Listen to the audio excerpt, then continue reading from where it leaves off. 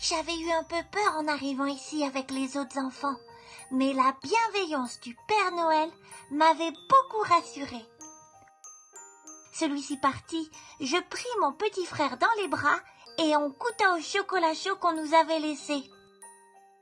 C'était trop bon! En regardant autour de moi, je vis tellement de belles choses, douces, sucrées et amusantes. Il y avait même des déguisements.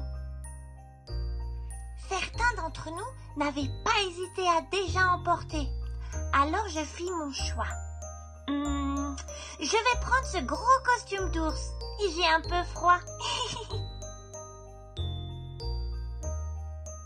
Alors que je passais la tête par l'ouverture du costume, je ne compris pas ce qu'il se passait.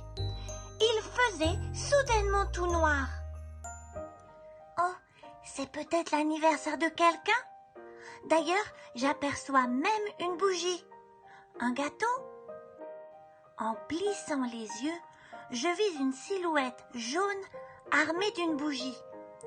Elle ne possédait que le haut du corps, mais ne semblait pas vraiment méchante. Elle alla d'enfant en enfant jusqu'à arriver à moi. « Quel âge avez-vous » demanda-t-elle d'une voix légère. Puis, sans attendre de réponse, elle s'éloigna vers le dernier enfant de la pièce, et probablement le plus jeune. « Je suis le fantôme des Noëls passés. Tu es trop jeune pour avoir connu d'autres Noëls. Impossible pour toi d'apprécier ce présent à sa juste valeur. » Il souffla sa bougie et disparut avec l'enfant. Mais il se passe quoi là?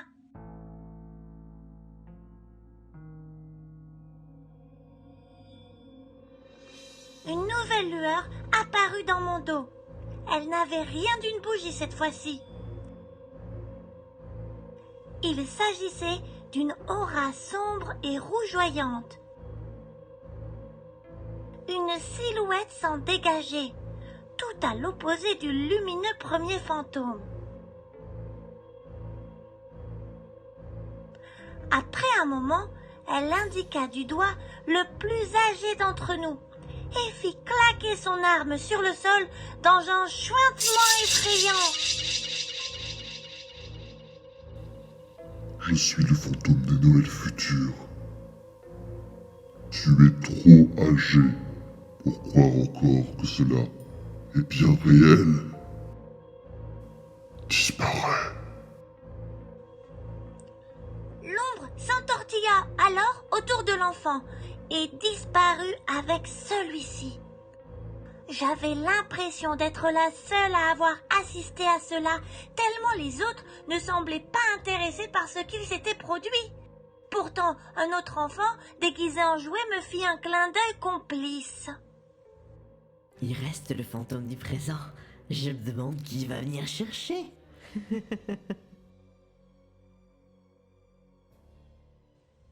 Il s'aventura dans un groupe d'enfants qui se chamaillaient et se joint à leur bagarre. Il n'y a pas vraiment de fantôme du présent, pour être honnête. Il n'y a que moi. La voix sur ma droite venait d'un lutin aux lunettes étranges. Il avait dans la main une baguette ridicule qu'il agitait d'avant en arrière. L'atelier n'est autorisé que pour les jouets et les gourmandises. Je vais faire le tri. Hop! Il agita sa baguette autour de lui, puis me regarda avec un sourire malicieux. Voilà, à plus gros nounours. En regardant autour de moi, je vis que seuls les enfants déguisés en jouets restaient. Les autres avaient également disparu.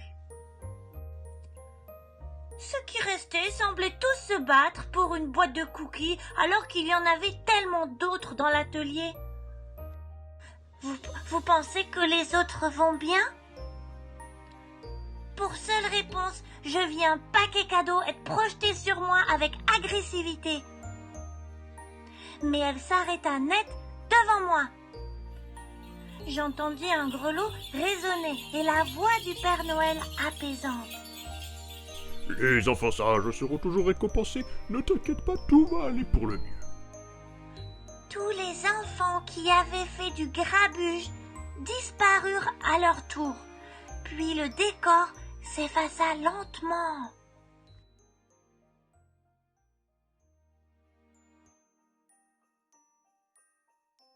En ouvrant les yeux dans mon lit, un gros paquet cadeau se tenait devant moi. Ça avait été un rêve bizarre.